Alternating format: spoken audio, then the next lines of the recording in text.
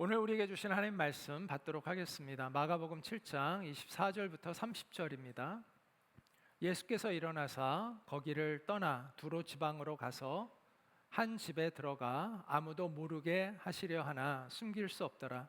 이에 더러운 귀신 들린 어린 딸을 둔 한 여자가 예수의 소문을 듣고 곧 와서 그 발 아래에 엎드리니 그 여자는 헬라인이요 수로보닉의 족속이라. 자기 딸에게서 귀신 쫓아내 주시기를 간구하거늘 예수께서 이르시되 자녀로 먼저 배불리 먹게 할지니 자녀의 떡을 취하여 개들에게 던짐이 마땅치 아니하니라. 여자가 대답하여 이르되 주여 올소이다마는 상 아래 개들도 아이들이 먹던 부스러기를 먹나이다.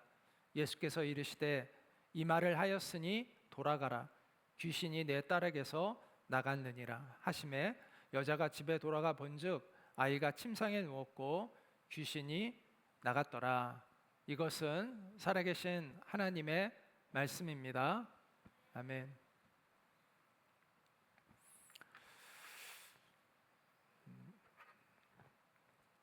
지난 시간에 우리 맞바람이 부딪히는 인생이라는 주제를 가지고 이야기를 했습니다. 예수님이 벳세다로 제자들을 보내시고 나서 이제 바다에서 제자들이 가는데 풍랑에 의해서 배가 못 가고 있는 걸 보시고 예수님 무리를 걸어 오셔서 그 바다를 잔잔케 하시죠. 그리고 나서 간 지역은 벳세다가 아니라 게네사렛이었다고 말씀을 드렸습니다. 왜 게네사렛으로 갔는지는 설명이 나오지 않는데 원래의 목적지는 벳세다였지만 그들이 도착한 곳은 게네사렛이었다고 말씀을 드렸어요. 제가 지난번 설교에서 두 가지를 강조했죠. 맞바람이 부딪히는 인생 속에서 주님은 우리를 보고 계시다는 거예요. 그걸 버려두신 것이 아니라 우리를 주목하고 계시다는 것이죠. 그리고 우리 인생은 내가 목표로 했던 곳에 도착하는 것이 우리 인생의 목적은 아니라는 거예요. 우리 인생의 목적지는 예수님이라는 것입니다.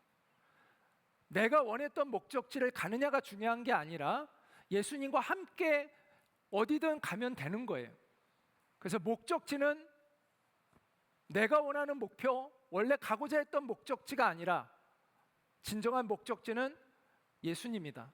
예수님이 함께 하시는 그곳이 우리 인생의 목적지다라고 말씀을 드렸습니다. 자, 제 이 설교를 듣고 이런 생각을 하시는 분들이 있을지도 모르겠어요. 그럼 내 목적대로 우리가 원래 계획했던 대로 되는 게 아니라면 그럼 우리가 굳이 계획 세울 필요 없지 않냐? 그냥 흘러가면 되는 거 아니냐? 내가 뭐 목표를 세우는 게 무슨 의미가 있냐라고 생각할 수가 있어요. 또 하나는 내가 그렇게 막 열심히 그것을 위해서 막 열심히 할 필요가 뭐 있어? 어차피 주님 뜻대로 되는 건데 라고 생각할 수가 있어요. 자, 이런 생각을 갖고 있다면 그것은 제가 지난주에 했던 설교를 오해한 것입니다. 우리와 하나님과의 관계는요, 고정되어 있는 관계가 아닙니다. 역동적인 관계입니다. 내가 목표를 세우는 것이 잘못된 것이 아니고 내가 열심히 노력한 것이 잘못된 것이 아닙니다. 그런 것이 의미가 없다고 그것에 강조를 두고자 이야기했던 것이 아닙니다. 이야기했던 핵심은 뭐냐? 하나님의 주권을 인정하는 믿음을 가져야 한다는 거예요. 하나님의 주권에 대한 인정, 그 믿음이 우리에게 필요하다고 그것에 강조를 둔 것이지 내가 어떤 목표를 세울 필요가 없고 계획을 세울 필요가 없고 열심히 살 필요가 없다라는 것이 아닙니다.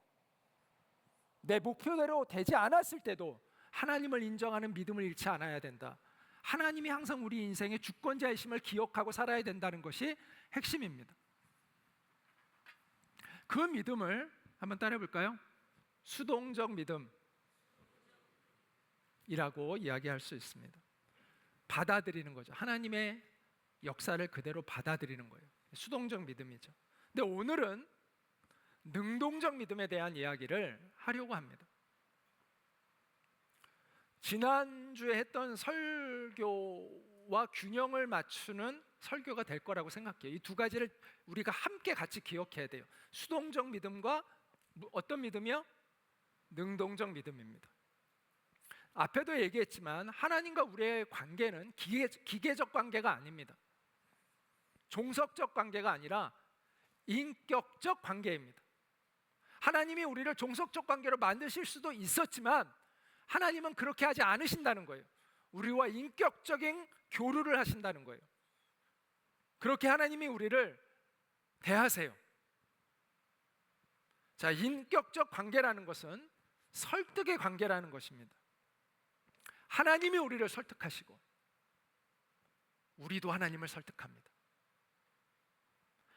우리가 갖고 있는 이 믿음은 우리가 하나님께 설득을 됐기 때문에 갖게 된 것입니다.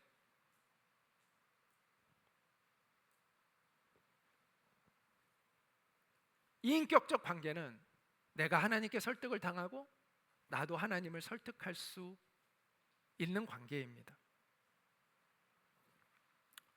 그래서 하나님께 설득당하는 믿음을 우리는 수동적 믿음이라고 표현할 수 있고, 하나님을 설득하는 믿음을 능동적 믿음이라고 표현할 수 있는데, 이 두 가지가 다 우리에게 필요합니다. 오늘 본문에는 실제로 하나님이신 예수님을, 하나님의 아들이신 예수님을 설득한 한 여인에 대한 이야기가 나옵니다.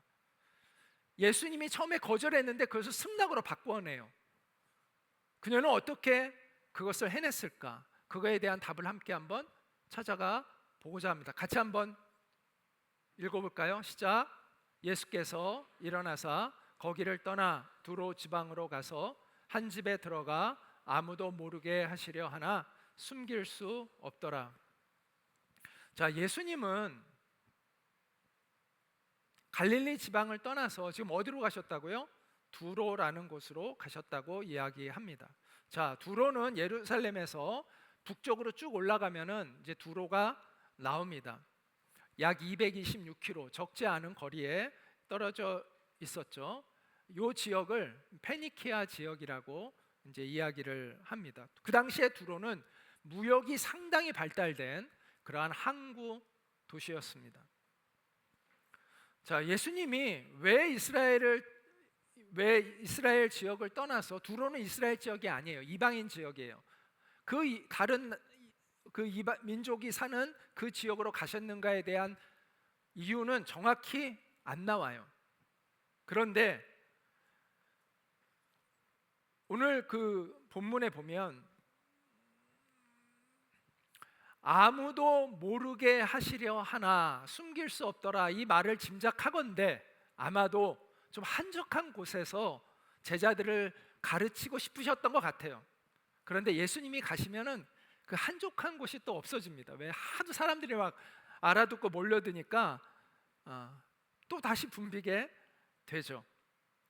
자, 오늘 이 마가복음에서 이 저자 마가는 한 여인에게 초점을 맞추어 이 이야기를 하고 있습니다.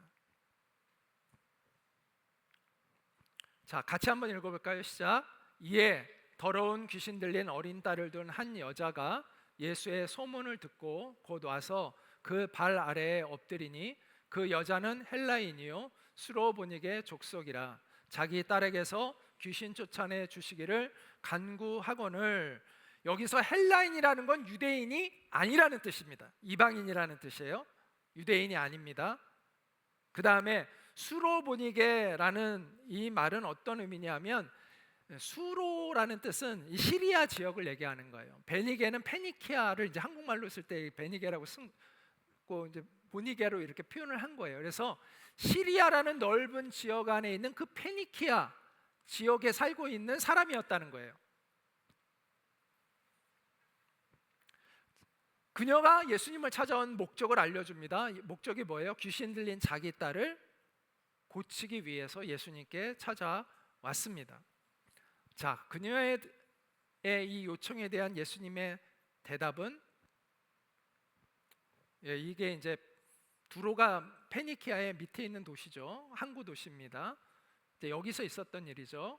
자, 예수님이 뭐라고 이 여자에게 이야기하냐면 거절을 합니다. 이 여자의 부탁을. 자녀로 먼저 배불리 먹게 할지니 자녀의 떡을 취하여 개들에게 던짐이 마땅치 아니하니라. 좀 당황스럽지 않습니까? 평소에 예수님 같지 않다는 생각이 들지 않으세요?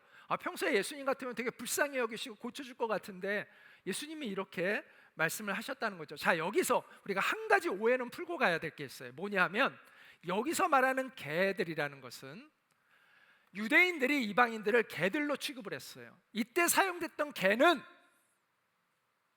들개를 얘기해요. 근데 여기서 말하는 개는 그런 개가 아닙니다. 단어가 달라요. 어떤 단어냐면 강아지라는 뜻이에요. 집에서 기르는 개를 의미해요. 그래서 예수님이 지금 이 여인에 대해서, 이 사람들에 대해, 이방인에 대해서 지금 개들이라는 표현은 혐오 발언이 아니에요. 그렇게 오해하면 안 돼요. 그냥 글자만 보면 그렇게 오해할 수가 있는데 그런 뜻이 아니에요. 일단 그거에 대한 오해가 일단 없어져야 됩니다. 그렇다고 해서 예수님이 그녀를 친절하게 대한 것은 분명히 아니죠. 자, 그 집에서 자녀에게 먼저 먹을 걸 주지 그 강아지에게 먼저 먹을 것을 주지는 않지 않느냐. 나는 먼저 유대인들을 돌보러 왔다라고 예수님이 말씀을 하셨다는 거죠. 예수님은 거절을 하신 거예요.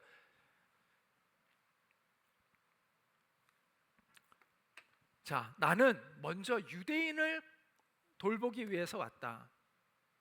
아이와 강아지가 함께 있는 집에서 먼저 그 음식을 줄 사람은 아이들이지 강아지가 아니지 않느냐, 이렇게 거절을 하셨습니다.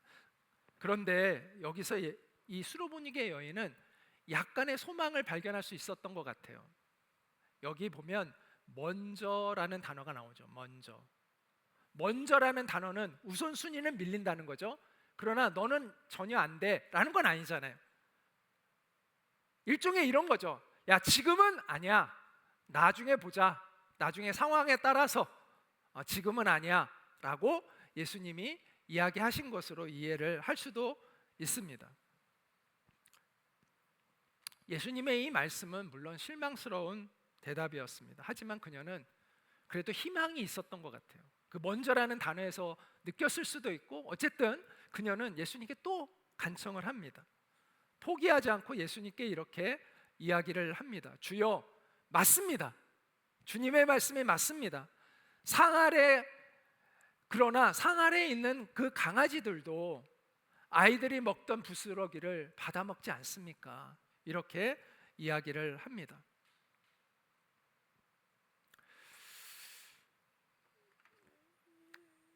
어떤 성경학자는 이런 표현을 했습니다. 예수님의 비유를 한 번에 알아들은 최초의 사람이다, 이 여인이. 제자들은 아무리 예수님 비유를 해도 잘 못 알아듣고 이 비유를 설명해 주세요 막 그러는데, 예수님의 그 말씀을 딱 알아듣고 거기에 자기 생각을 딱 얹어서 그 예수님의 비유를 그대로 또 다시 역으로 사용해서 예수님께 이야기한, 그래서 예수님의 비유를 처음 바로 알아듣고 반응했던 그런 첫 사람이다라고 이야기를 한 학자가 있어요. 되게 재밌더라고요. 그렇게 볼 수도 있는 것 같아요. 어쨌든 그녀는 예수님께 굉장히 지혜로우면서도 예수님께 감동을 드리는 말씀을 한 거예요. 그래서 예수님이 이렇게 얘기하십니다. 이 말을 하였으니, 여기서 이 말을 하였으니라는 뜻은요, 원래 옳은 말을 하였으니 이런 뜻입니다. 네가 옳은 말을 하였으니 돌아가라, 내가 내 딸을 고쳐주겠다 라고 말씀으로 선포를 하셨어요. 그래서 가봤더니 정말 자기 딸이 고쳐져 있는 것을 보게 되었다라고 이야기를 합니다. 우리는 이 수로보니게 여인의 이 믿음에 놀라지 않을 수가 없습니다. 그녀의 지혜, 그녀의 믿음, 도대체 어떻게 이럴 수가 있었을까? 예수님으로부터 야, 네 말이 옳다라는 말을 들은 사람이 흔치 않아요. 제자들 중에서도 흔치 않아요. 그런데 이 수로보니게 여인에게 예수님이 야, 네가 옳은 말을 하는구나, 이런 칭찬을 들었습니다.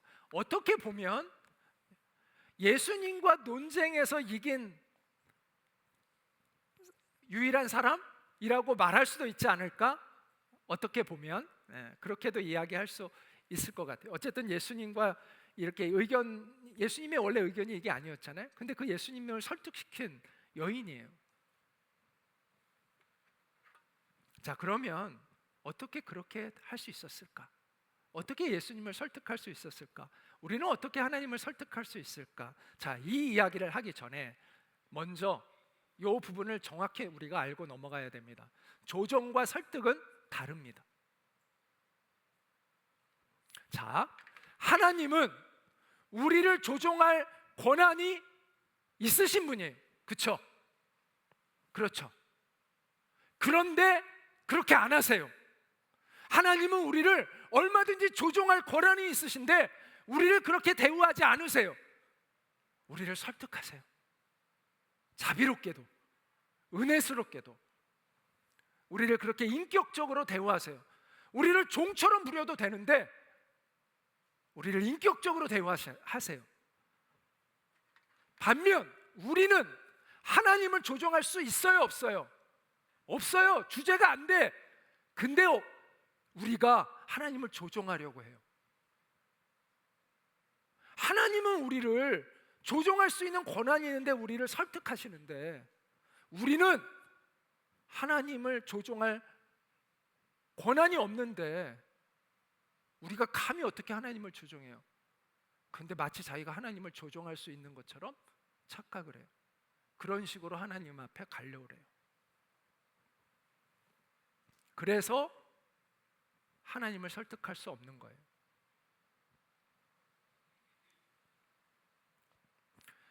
자, 우리가 지금 본격적으로 이 여인의 이야기를 하기 전에 여러분에게 꼭 주의를 해서 말씀드리고 싶은 건 뭐냐면 하나님을 설득하는 것이 하나님을 조종하는 것이 되면 안 된다는 것입니다.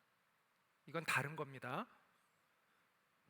그리고 하나님을 설득하는 건 떼쓰는 것이 아닙니다.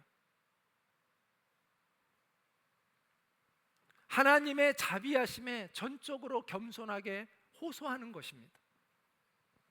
그것을 꼭 기억하시기 바랍니다.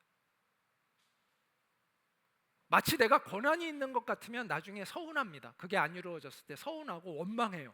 그거는 마치 자기가 무슨 권한을 가진 것으로 여기기 때문에 그런 거예요. 그런데 여러분이 정말 어떤 분에게 가서 도움을 요청할 때 그 사람이 그런 나를 도와줄 권한이 없는데도 날 도와주면 그냥 감사하고 아니면 또 아닌 대로 그냥 넘어가는 거지 그 사람만 원망하고 그렇지 않잖아요. 하나님과 우리와의 관계에서 우리가 이것을 반드시 기억해야 돼요.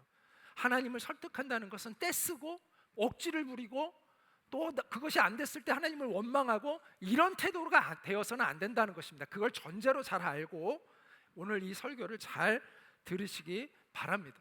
그래야 우리가 수로 분위기의 여인처럼 하나님과 올바른 관계를 맺고 하나님을 감동시키는 사람이 될 수가 있어요.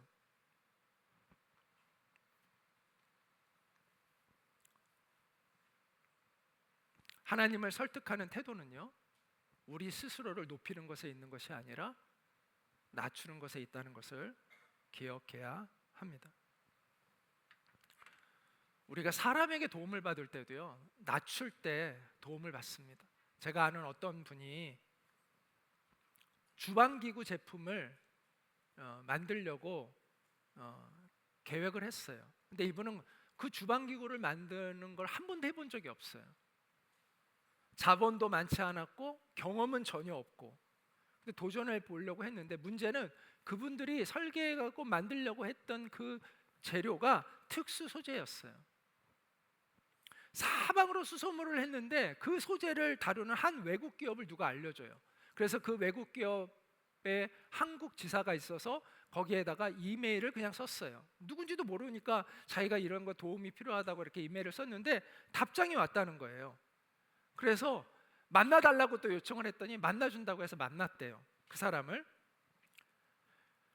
근데 몇 시간을 이 사람이 상담을 해줬대요. 몇 시간을.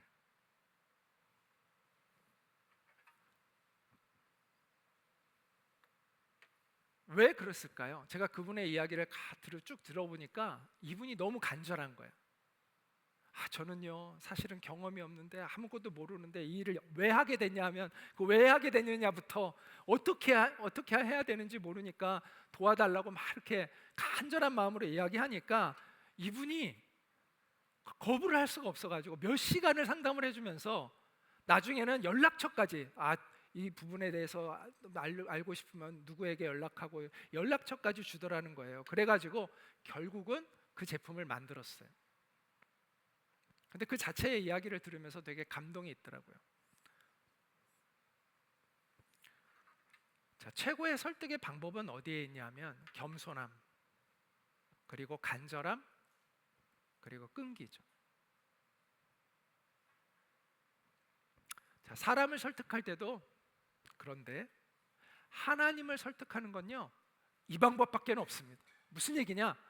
세상에서는 설득의 기술이라는 걸 가르칩니다. 설득의 기술이라는 책도 있어요.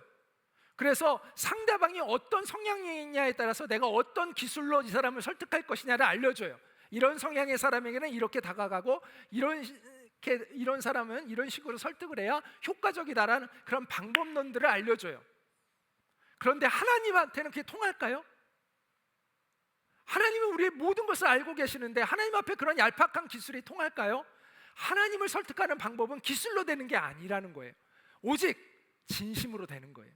겸손함, 간절함, 끈기, 그 진정성만이 하나님을 설득할 수 있습니다.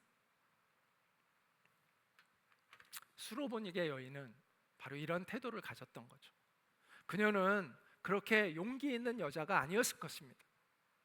그런데 딸이 아프니까 그 모성애 때문에 무엇이든 하고자 하는 그 엄마의 간절함 때문에 그녀가 그렇게 용기 있는 태도로 예수님께 나아갔게 됐겠죠. 원래 이방인들은요 유대인들이 자신들을 싫어하는 걸 알고 있었어요. 그래서 그녀도 예수님 앞에 갈 때 예수님이 호의적인 태도로 자기를 대할 거라고 기대하지 않았을 거예요. 근데 물론 예수님은 이방인들을 차별하지는 않으셨어요. 그러나 그녀가 일반적으로 유대인에게 갈 때, 유대인 랍비에게 갈 때는 그런 부담감을 가지고 그녀는 분명히 갔을 거예요. 그분이 나를 싫어하지 않을까? 그분이 나를, 더군다나 딸이 귀신 들렸는데 나를 부정적으로 생각하지 않을까? 부정스럽게 여기지 않을까라는 그런 생각을 했을 거예요. 아까도 얘기했지만 물론 예수님은 그런 분은 아니시죠.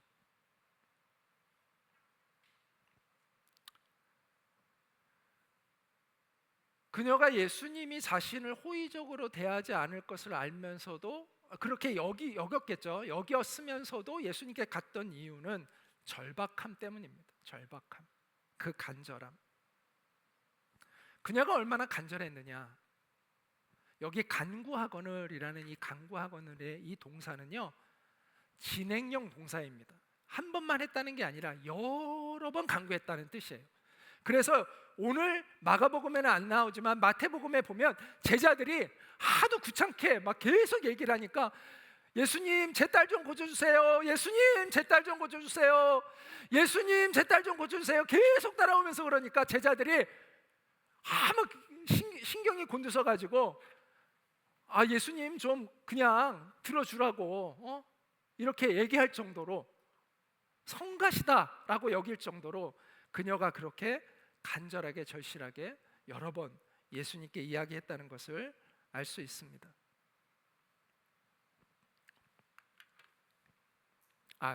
예수님께 그 여인의 기도를 응답해 달라고 했던 것이 아니라 쫓아내 달라고 요구를 했어요. 저희 좀 예수님 쫓아내 주세요.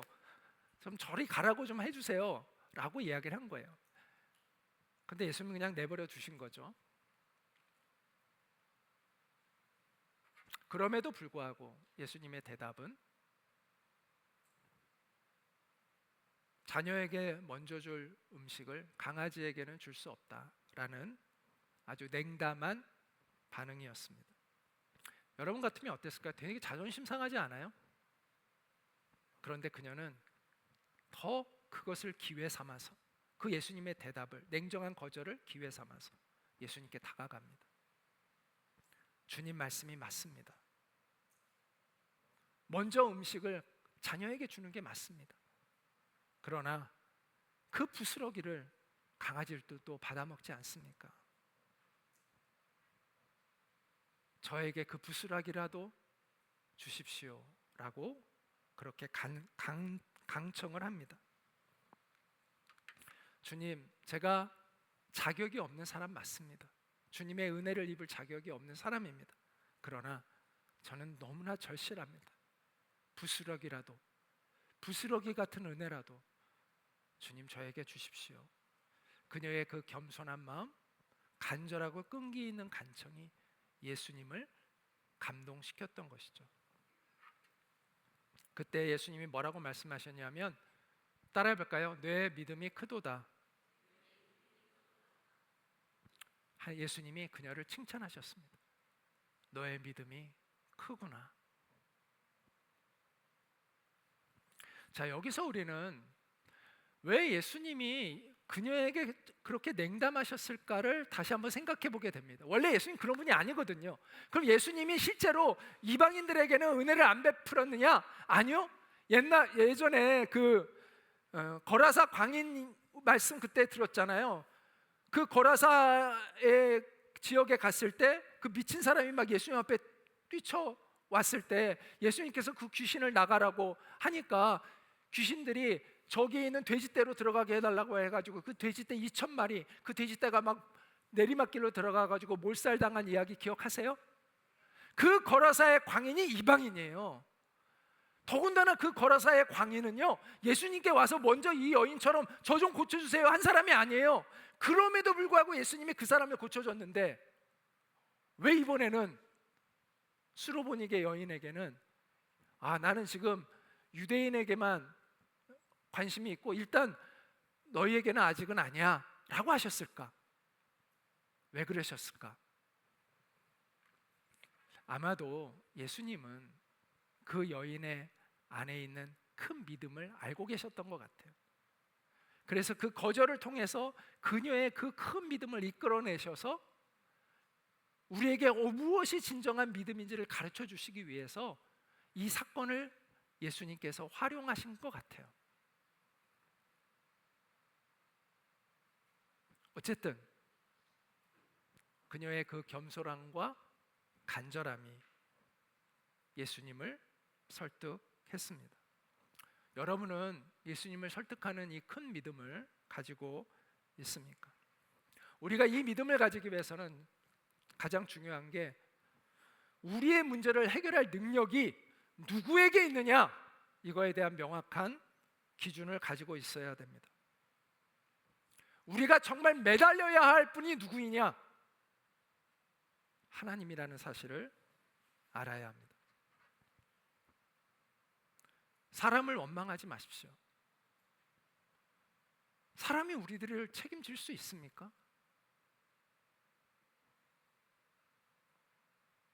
사람을 원망할 필요가 없어요. 내 인생을 책임져 주실 수 있는 분은 하나님이세요. 그래서 우리는 우리의 문제를 정말 누구에게 가져가야 하는가를 명확히 알아야 돼요. 우리를 붙드실 수 있는 분, 우리를 책임져 주실 수 있는 분, 우리를 끝까지 견디게 하고 이기게 하실 수 있는 분, 그분은 하나님이시라는 사실을 알아야 합니다. 여러분은 그것을 크게 믿고 있습니까? 아까 앞에서 제가 우리 하나님과 우리의 관계는 서로 설득하는 인격적 관계라고 말씀을 드렸어요. 사실은 내가 하나님께 먼저 설득당했기 때문에 믿음을 갖게 된 겁니다. 아까 큰 믿음을 가질 때 우리가 하나님을 설득할 수 있다고 했잖아요. 이 큰 믿음은 처음에 어디로부터 오느냐? 하나님에게 설득당해서 오는 것입니다. 하나님이 얼마나 나를 사랑하시는지를 우리가 어떻게 설득을 당했죠? 예수님의 십자가로 인해서 설득을 당한 것입니다. 하나님이 우리를 구원하실 능력이 있으신 하나님이라는 것을 우리가 어떻게 설득을 당했죠? 예수님의 부활에 의해서 우리가 설득을 당한 것입니다. 하나님께 설득을 당한 그 큰 믿음이 있을 때 우리가 주님을 설득할 수 있습니다.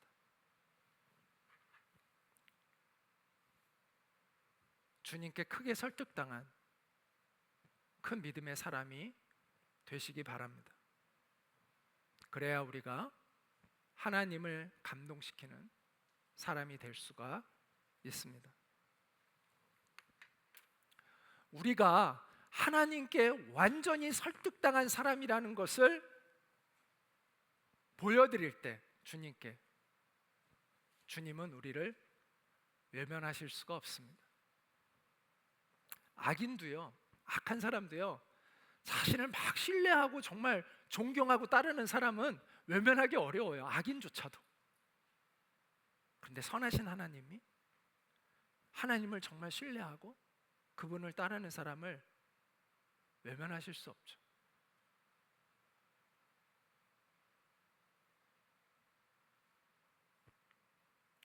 주님은 주님께 크게 설득당한 사람들, 그래서 큰 믿음으로 주님을 의지하며 살아가는 사람들을 외면하시지 않습니다.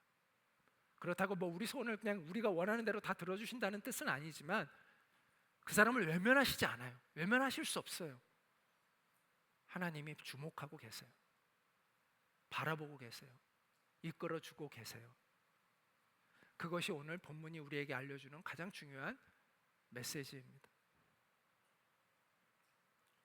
큰 믿음으로 주님을 설득하는 여러분이 되시기를 축복합니다. 겸손한 마음으로 간절하고 끈기 있게 주님 앞에 나아가는 여러분 되시기를 바랍니다. 자, 주님은 우리에게 설득당하기를 원하고 계십니다. 이게 굉장히 중요합니다. 자, 나에게 절대로 설득당하지 않을 거라고 아주 각오한 사람에게 여러분이 가서 그 사람 설득하면 어렵겠어요? 쉽겠어요? 어렵지. 갈 때부터 정말 주눅들지 않겠어요? 저 사람은 나를 너무 싫어해. 저 사람은 정말 내가 뭘 하든 아주 설득을, 그러니까 내 말을 무조건 들어주지 않으려고 작정한 사람이야. 자, 그런 사람에게 여러분이 찾아가서 여러분이 그 고민을 이야기하려면 엄두가 나겠어요? 그런데 여러분에게 뭐든지 베풀기를 더 원하는 사람에게 찾아갈 때면 또 다르겠죠. 하나님은 어떤 분이실까요? 하나님은 우리에게 설득당하기를 원하시는 분이라는 것입니다. 제가 전에 한번 그 비유를 든 적이 있는데 기억할지 모르겠는데, 제가 알던 어떤 전도사, 제가 전도사 시절에 같은 전도사였는데 그 사람이 이제 가정이 어린 아이가 딸이 있었어요. 딸이 아빠 보고 아빠 말 좀 태워줘. 그거 알죠? 이렇게 바닥에 엎드려가면 딸이 등에 타면 이렇게 기어다니고 이러는 거, 말타기. 그 말 좀 태워줘 그러더라는 거예요. 그래서 자기가 귀찮아가지고, 몸이 힘들고 귀찮아가지고 싫어 그랬대요. 안 돼 그랬대요. 그때 딸이 그때 그 동그란 거 그렇게 사탕 입에 물고 있었거든요. 그걸 아버지한테 딱 보여주면서 그러면 아빠 나 이거 안 준다 그래.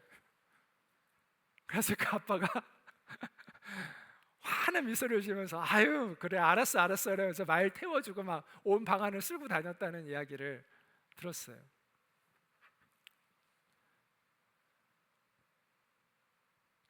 딸을 사랑하는 아빠를 설득하는 게 어렵지 않죠.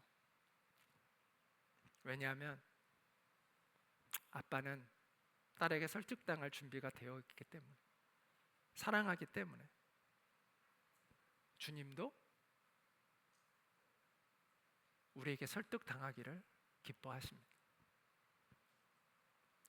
그래서 우리는 언제든 주님 앞에 나아갈 수 있는 특권을 가지고 있는 겁니다.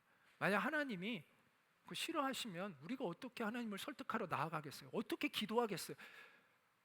하나님이 야 나야 듣기 싫어 하시면 우리가 어떻게 기도할 수 있겠어요?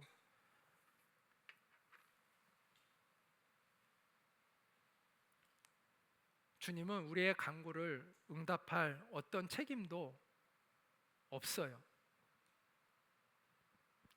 우리가 무슨 자격이 있어서 하나님께 무엇을 요구할 수 있겠습니까? 그런데 자비로우신 주님이 그것을 허락하셨기 때문에 우리가 가능한 것입니다. 그런데 여러분, 이 엄청난 은혜를 우리가 가지고 있는데 여러분은 하나님 앞에 나아가서 하나님 앞에 여러분의 마음을 토하고 하나님을 설득하는 기도를 하고 있습니까?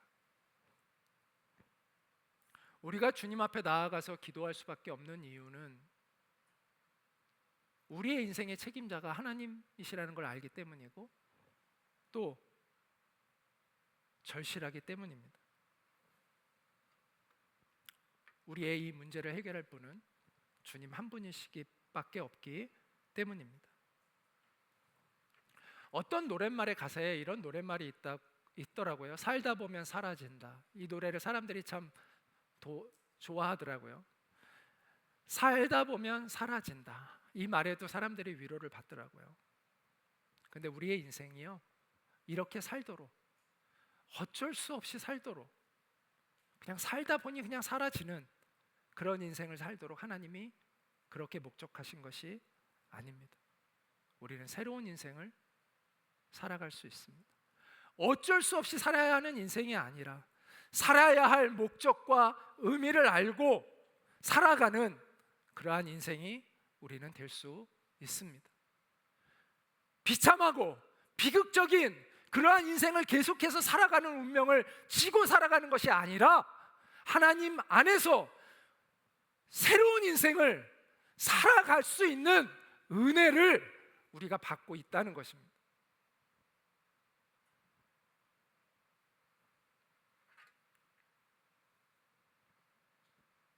그것을 우리는 알아야 합니다.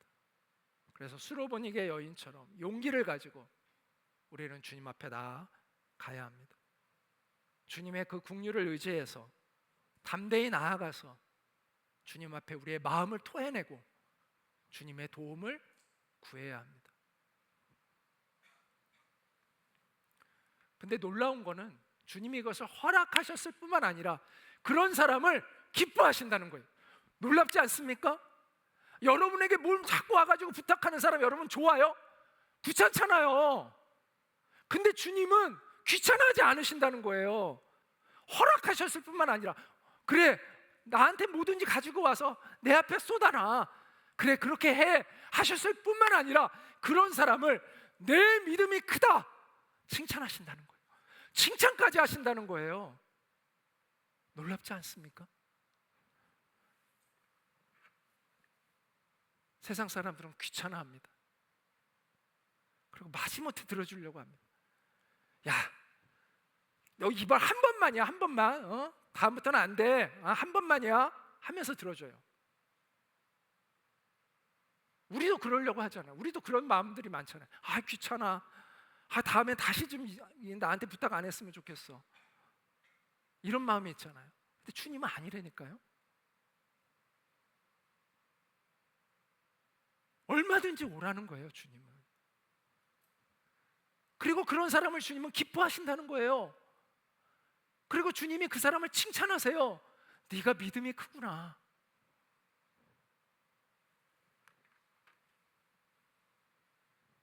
우리가 이 엄청난 특권을 가지고 있는 사람이라는 사실을 아시기 바랍니다. 그런데 왜 수많은 사람들에게 호소하면서도 왜 하나님 앞에는 여러분의 인생을 가지고 가서 주님 앞에 호소하지 않습니까?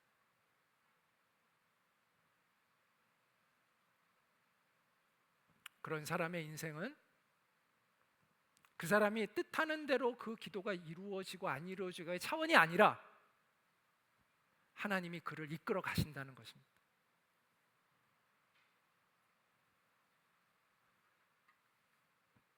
하나님의 주권에 순종하는 믿음을 가지십시오.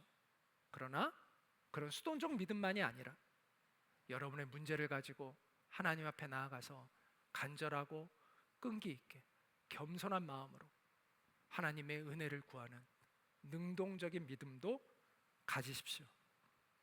주님은 그 사람을 기뻐하시고 칭찬하시고 그의 인생에 하나님께서 역사해 주실 것입니다.